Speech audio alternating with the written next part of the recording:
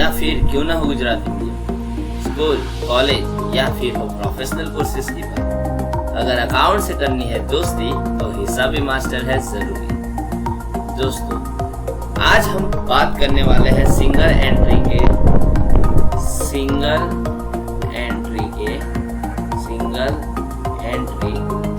Part 7 के बारे में। दोस्तों आज हम बात करने वाले हैं सिंगल एंट्री पार्ट 7 के बारे में। इसके पहले हमने 6 पार्ट डिस्कस कर लिए, बहुत अच्छे से पढ़ लिए, जिसमें फर्स्ट पार्ट में हमने डिफरेंस देखा था, difference between single entry and double entry system. Second part में हमने कैपिटल को कंपेयर किया था, यानी हमारी first method comparison of capital देखी थी, जिसमें opening balance and closing balance के डिफरेंस के ऊपर से हम प्रॉफिट डिफाइन कर रहे थे। उसके बाद हमने पार्ट 3 से स्टार्ट किया कन्वर्जन ऑफ कैपिटल मेथड, जिसके अंदर हमने डेटर्स अकाउंट कैसे बनाते हैं, बिल्स रिसीवेबल अकाउंट कैसे बनाते हैं, बिल्स पेबल अकाउंट कैसे बनाते हैं, क्रेडिटर्स अकाउंट कैसे मेंटेन करते हैं, ये सारे मेंटेन करने के रूल्स, क्या क्या टेक्निक थी, क्या ट्रिक थी, ये सारे पार्ट 6 तक हमने देखे। दोस्तों आज हम पढ़ने वाले हैं स्टॉक अकाउंट। किसके बारे में पढ़ने वाले हैं दोस्तों? Stock account.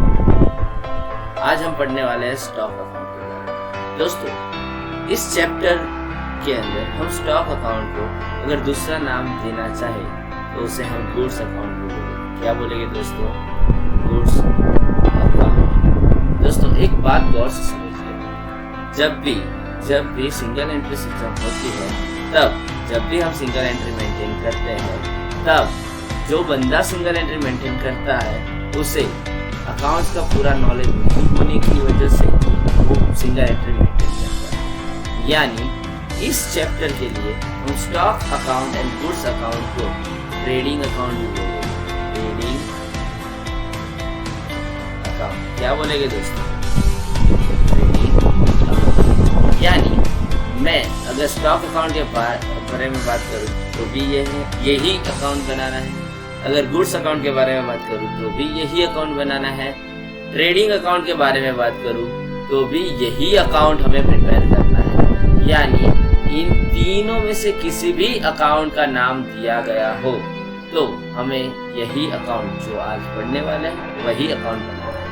दोस्तों गौर से समझिए, जब भी स्टॉक इन होता है, स्टॉक इन चाहे परचेज से हो या सेल किया हुआ सामान वापस आए, किसी भी तरीके से स्टॉक इंक्रीज हो तो हमें उसे डेबिट साइड लिखेंगे, किसी भी तरीके से स्टॉक डिक्रीज हो उसे डेबिट साइड, क्रेडिट साइड।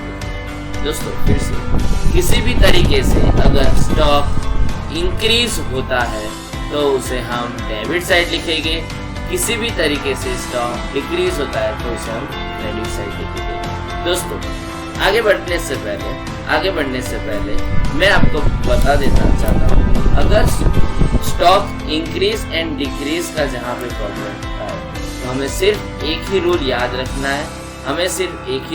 रखना है कि जब भी स्टॉक इंक्रीज हो तो उसे हम कहाँ लिखेंगे? Debit side. जब भी स्टॉक डिक्रीज हो तो उसे हम कहाँ लिखेंगे? Credit side. इसके अलावा हमें कुछ याद रखने की जरूरत नहीं है। बहुत ही इजी मजेदार चैप्टर बनने वाला है। देखते हैं दोस्तों, आप पढ़ रहे हैं स्टॉक अकाउंट। दोस्तों स्टॉक अकाउंट के बारे में सबसे पहले स्टार्टिंग होगा डेबिट साइड से। डेबिट साइड में लिखने वाला हूं 2 ओपनिंग बैलेंस।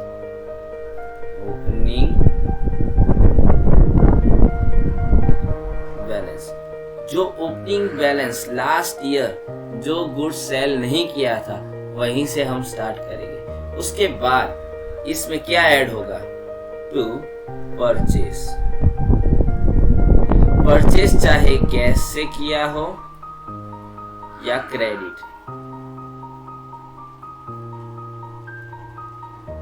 दोनों हमें यहाँ मेंशन करने हैं। परचेस करने से फिर से दोस्तों गुड्स बढ़ेंगे तो हमें लिखना है डेबिट साइड। ये इनर कॉलम में लिखना है दोस्तों कैश परचेज क्रेडिट परचेज। दोस्तों जरूरी नहीं परचेज किया हुआ सारा सामान हम पूरे साल यूज करें, कुछ गुड्स खराब निकला तो हम उसे रिटर्न भी करेंगे, तो उसे हम बोलेंगे लेस। इसमें से हम क्या लेस करेंगे दोस्तों? रिटर्न आउटवर्ड, रिटर्न आउटवर्ड, यानी हमें मिलेगा गुड्स यूज। यानी सबसे पहले हमने ओपनिंग बैलेंस लिखा, उसमें जिस तरीके से हमने परचेज किया हो, चाहे वो कैश में किया हो चाहे क्रेडिट में किया हो, वो सारा हमें मेंशन करना है। उसके बाद वो परचेज में से जो गुड्स हमने रिटर्न कर दिया उसे लेस कर देना है, यानी हमारे पास बैलेंस गुड्स बचे। बैलेंस गुड्स में से हमें सारे सेल्स के बारे में डिस्कस करना है, यानी ऐसी सारी चीजें जिससे गुड्स कम हो। तो कौन सी ऐसी चीज है जिससे गुड्स कम होगा? सबसे पहले सेल्स की वजह से गुड्स कम होगा, चाहे वो कैश सेल्स हो या क्रेडिट सेल्स, चाहे वो कैश सेल्स हो चाहे वो क्रेडिट सेल्स हो, दोनों हमें मेंशन करना है। दोस्तों परचेज हम रिटर्न करते थे तब हमने यहाँ लेस कर दिया। एक्चुअल में यहाँ लेस करने की वजह क्या है ये समझने के बाद हम नेक्स्ट पढ़ेंगे। दोस्तों लेस करने की वजह है जब भी हम गुड्स रिटर्न करते हैं गुड्स डाउन होते हैं, गुड्स डाउन होने की वजह से हमें उसे लिखना है क्रेडिट साइड। लेकिन परचेज का रिकॉर्ड मेंटेन कर पाए इसीलिए मैं क्रेडिट साइड ना लिखकर उसे मैं उसकी अपोजिट साइड यानी डेबिट साइड लिख रहा हूँ। इसीलिए मैंने वहाँ डेबिट साइड में से परचेज में से रिटर्न आउटवर्ड माइनस कर दिया था। सेम लॉजिक दोस्तों, मुझे यहाँ लेस करना है क्या? सेल्स रिटर्न यानी रिटर्न इनवर्ड, सर क्यों लेस करना है? लेस करने का एक रीजन है। क्या रीजन है? जब भी हम गुड्स रिटर्न हमें गुड्स रिटर्न मिलता है, गुड्स इंक्रीज होता है, डेबिट साइड लिखना चाहिए, लेकिन सेल्स का रिकॉर्ड हम मेंटेन कर पाए इसीलिए मैं उसे क्रेडिट साइड अपोजिट इफेक्ट के साथ यानी लेस करके लिख रहा हूँ, जिससे मुझे मेरा सेल्स का पूरा इफेक्ट पता चल पाए। दोस्तों यहाँ तक पूरा लिखने के बाद यानी परचेज जो गुड्स किया उस परचेज में से अगर सेल्स हम लेस करते हैं तो लास्ट में क्या बचेगा दोस्तों? बाय क्लोजिंग स्टॉक क्या बचेगा? Closing stock. लेकिन अगर ग्रॉस प्रॉफिट दिया है यानी परचेज किया गए गुड्स पे हमें कुछ प्रॉफिट मिला है, तो दोस्तों ट्रेडिंग अकाउंट अगर याद हो तो ट्रेडिंग अकाउंट में हम डेबिट साइड ग्रॉस प्रॉफिट लिखते थे, यानी प्रॉफिट भी यहाँ मेंशन किया गया हो तो हमें उसे डेबिट साइड मेंशन करना पड़ेगा। अगर सारी चीजें दी है, closing stock and opening stock दोनों दिया है, तो हमें ग्रॉस प्रॉफिट फाइंड आउट करना पड़ेगा। बहुत इजी है, मजेदार कॉन्सेप्ट है।